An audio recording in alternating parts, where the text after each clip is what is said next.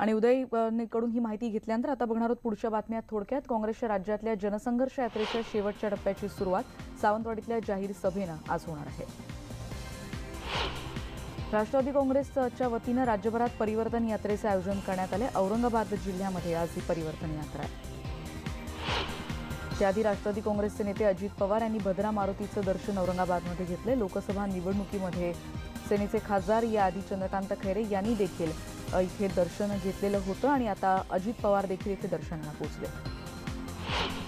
भिवंडी तालुक्यातल्या पिंपळास इथे मुंबई नाशिक महामार्गावर मुंबईकडून नाशिकच्या दिशेने जाणारा एक ट्रक उलटलाय. काच बनवण्यासाठीची पावडर या मार्गावर पसरली आहे, त्यामुळे वाहतूक कोंडी झाली आहे. औरंगाबादच्या हर्सुल जेलमधल्या योगेश राठोड मृत्यूप्रकरणी जेल अधीक्षकांवर गुन्हा दाखल झालाय. उच्चस्तरीय चौकशी आज होणारे पोलीस महासंचालकांनी चौकशीचे आदेश दिले. पीएनबी घोटाळा प्रकरणी भारताच्या तपास संस्थांना मोठा धक्का बसलाय, कारण मेहुल चोक्सीनं भारतीय नागरिकत्व सोडलंय. अँटिग्वाच्या दूतावासामध्ये त्यानं आपला पासपोर्ट जमा केला. धार्मिक कार्यात विधवा महिलांना बाजूला ठेवण्याच्या जुन्या रीतिरिवाजाला वाशीममध्ये फाटा देण्यात आला. संक्रांतीचं वाण देऊन महिलांना या सुवासिनीचा मान यावेळी देण्यात आला. वाशीमधली बातमी बघतोय. अमरावतीमध्ये 3 दिवसीय प्रवासी शिबिर आटवून सरसंघचालक मोहन भागवत यांनी गुरुकुंज मोझरीतल्या तुकडोजी महाराज यांच्या आश्रमाला भेट दिली. तुकडोजी महाराज यांच्या महासमाधीचं त्यांनी दर्शन घेतलं. शिवसेना प्रमुख बाळासाहेब ठाकरेंच्या स्मारकासाठी त्यांच्या जयंतीला म्हणजे 23 जानेवारीला शिवाजी पार्क इथल्या महापौर निवासस्थानी गणेश पूजन केलं जाणार आहे. मार्चअखेर डेडलाईन आहे, त्यामुळे मुंबई उपनगरी रेल्वे स्थानकांवर रात्री उशिरापर्यंत कामं चालत आहेत. रेल्वे अधिकारी रात्रीच्या वेळी कामांची पाहणी करण्यासाठी बाहेर पडतात. चर्चगेट ते डहाणू रोड स्थानकांदरम्यान यंदाच्या वर्षी 51 पादचारी पूल उभारण्याचं लक्ष्य निश्चित करण्यात आलं होतं. जुन्या पादचारी पुलांची दुरुस्ती, नवीन पादचारी पूल उभारणं आणि पुलांची स्कायवॉकला जोडणी यांचा या कामात समावेश आहे. वातानुकूलित लोकल आणि सामान्य लोकल या वादातल्या सुवर्णमध्ये असलेल्या सेमी वातानुकूलित लोकल तांत्रिक अडचणीमुळे रखडणार असल्याचं कळतंय. या लोकलला अजून आरडीएसओकडून पूर्णपणे मान्यता मिळालेली नाहीये. पनवेल मनपाच्या हद्दीत बेकायदेशीर फलक लावण्याचं प्रमाण वाढतंय, पण यावर कारवाई करायला पालिका प्रशासन दुर्लक्षच करताना दिसतंय. सिडको नोडमधल्या फायर स्टेशन महापालिकेला हस्तांतरित करण्याच्या हालचाली सुरू झाल्यात. येणाऱ्या काळात पुष्पकनगर आणि नैना क्षेत्रातल्या विगर, कोण, त्याचबरोबर कोळखे आणि शिवकर या ठिकाणी स्वतंत्र 5 फायर स्टेशन्स उभारली जाणार आहेत. छत्रपती शिवाजी आंतरराष्ट्रीय विमानतळ इथल्या पश्चिम द्रुतगती महामार्गावर मुख्य फलक आहे आणि तिथे महाराजा उपाधीचा उल्लेख असलेला नवीन फलक लावण्यात आला. मुंबईतल्या 9 वॉर्डमधल्या विविध विकास कामांसाठी 111 झाडांवर कुऱ्हाड पडणार आहे आणि यामध्ये 87 झाडं तोडली जाणार आहेत. 24 झाडं पुनरोपित केली जाणार आहेत. मुंबईत फसवणुकीच्या घटनांचा आलेख वाढत चाललेला आहे. एकूण फसवणुकीचा आकडा तब्बल 40 अब्ज 72 कोटींवर पोहोचला. पुण्यात 4 लाखांहून अधिक अनधिकृत नळ कनेक्शन असल्याची धक्कादायक माहिती समोर येते. LNT कंपनीच्या वतीनं व्यावसायिक आणि औद्योगिक वापराच्या आणि घरगुती नळ कनेक्शनची तपासणी केल्यानंतर ही बाब समोर आली. सिडकोनं 89,771 घरांचा आराखडा तयार केलाय. पुढच्या आठवड्यात त्याची बांधकाम निविदा प्रसिद्ध केली जाणार आहे. ऑक्टोबर महिन्यात जाहीर केलेल्या महागृहनिर्मितीच्या सोडतीत शिल्लक राहिलेल्या 1100 घरांनाही ग्राहकांचा चांगला प्रतिसाद मिळतोय. ऐरोलीमधल्या सागरी जैवविविधता निसर्ग परिचय केंद्रातर्फे पक्षीप्रेमी आणि पर्यटकांसाठी सध्या बोट सफरला पक्षीप्रेमी चांगली पसंती देत आहेत. 6 ते 8 महिन्यात मुंबई सेंट्रल रेल्वे स्थानकावर मराठमोळ्यात छटा उमटवण्याचा प्रयत्न पश्चिम रेल्वेकडून केला जाणार आहे. ऐतिहासिक पार्श्वभूमी लक्षात घेता वांद्रे स्थानकाचं सौंदर्यीकरण केलं जाणारे लाकडी आसनं इथे बसवली जातील. धारावी पुनर्विकास प्रकल्पाचा अंतिम विकासक जानेवारी महिन्याच्या अखेरीला ठरणार आहे अशी माहिती कळते. मुंबईत तब्बल 80% रहिवासी ओल्या आणि सुक्या कचऱ्याचं वर्गीकरण करतात. पालिकेने केलेली जनजागृती आणि कायद्याच्या बडग्यामुळे हा परिणाम दिसतोय.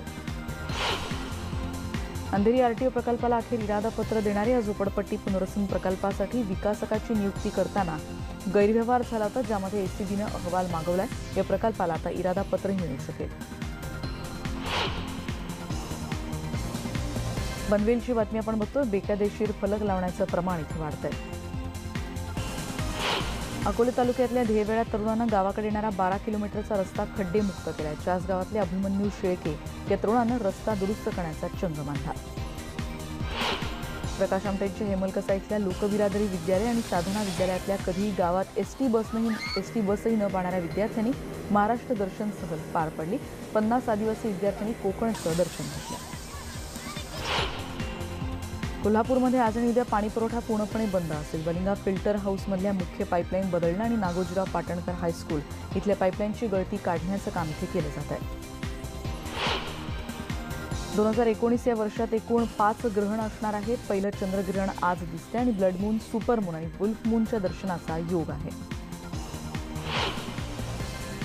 औरंगाबादच्या रस्त्यांवरून बुधवारपासून सिटी बस धावणारे शहरातल्या 14 मार्गांवर सिटी बस सेवा सुरू होणार आहे. स्वस्त धान्य दुकानदारांमार्फत रेशनिंगच्या ग्राहकांना बँकिंग सुविधेचा लाभ घेता येईल. उद्यापासून ही सुविधा उपलब्ध करून दिली जाईल. केंद्रीय नोकऱ्यांमध्ये नवीन आरक्षण 1 फेब्रुवारीपासून लागू होणारे. आर्थिक दुर्बलांसाठी नव्यानं करण्यात आलेल्या 10% स्वतंत्र आरक्षणाची तरतूद केंद्राच्या सेवांमधल्या पदभरतीला लागू असेल. कोल्हापूर जिल्ह्यातल्या राधानगरी दाजीपूर अभयारण्यामधल्या वन्यप्राणी गणनेसाठी 35 कॅमेऱ्यांचा वॉच असणार आहे. 24 जानेवारीच्या नंतर ही गणना सुरू असेल. अवास्तव बांधकाम, विजेच्या वायर्सचं जाळं आणि छतावरच्या स्लॅब्स अशा सगळ्यामुळे पंढरपूरच्या पुरातन विठ्ठल मंदिरावर आता ताण आलाय. ही वास्तू आता धोकादायक बनल्याचा अहवाल पुरातत्व खात्यानं दिलाय. पुण्यातल्या एका 11 वर्षाच्या मुलीची जटेतून मुक्तता करण्यात आली आहे. महाराष्ट्र अनिसतर्फे 100वे जट निर्मूलन करण्यात आलंय. DRIनं मोठी कारवाई करत चेन्नई आणि मुंबईतून 5 जणांना अटक केली. रायगड जिल्ह्यातल्या रसायनीमध्ये केटामाइन आणि MD असे अंमली पदार्थ बनत असलेल्या फॅक्टरी गेल्या वर्षी उघडकीला आणण्यात आली होती. त्यावर ही कारवाई करण्यात आली आहे. कार्यक्रमादरम्यान एका गायिकेवर पैशांची उधळण करण्यात आली. लाखोंच्या नोटा या गायिकेवर उधळण्यात आल्या. या पैशाचा उपयोग सामाजिक कामांसाठी केला जातोय असं आयोजकांचं म्हणणं आहे. काश्मीरमध्ये जोरदार बर्फवृष्टी सुरू आहे. जिथे पाहावं तिथे बर्फाची चादर पाहायला मिळते. या जोरदार बर्फवृष्टीमुळे श्रीनगर जम्मू हा महामार्ग बंद करण्यात आला.